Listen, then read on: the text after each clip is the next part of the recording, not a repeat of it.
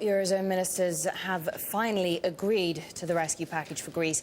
Ministers want to prevent a default and stop the worst crisis in the currency's 11-year history from spreading through the rest of the bloc. But just what does this mean for those living in Greece itself? Nicole Itano has more. For worried Greeks, help is finally on its way, but it won't come cheap. Greece's Prime Minister says a deal has been struck, but the country must tighten its belt to avoid bankruptcy. I am aware that with our decision today, our citizens will be subjected to making great sacrifices, but the alternative route would have been catastrophe.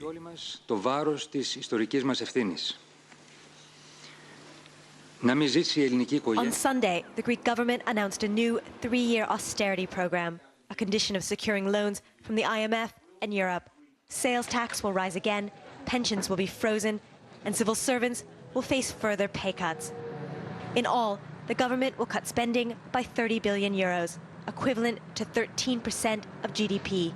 In doing so, it hopes to reduce Greece's deficit from 13.6% last year to 3% in 2014. That's a year later than previously promised. We will follow this road because this is the only road to be able to save the country. And we're absolutely convinced that in doing so, we will have the vast majority of Greek citizens behind us. Greeks aren't relieved about the bailout. According to this new poll for a Greek newspaper, the majority are fearful, ashamed, or even angry. We got a taste of that anger on Saturday, when traditional May Day celebrations degenerated into violence. Tens of thousands of Greeks took to the streets, shouting, "Out with the IMF."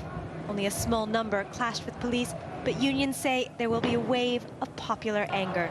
Not all Greeks think the country has a choice. They're the only measures that are going to be taken so that more nasty things won't come.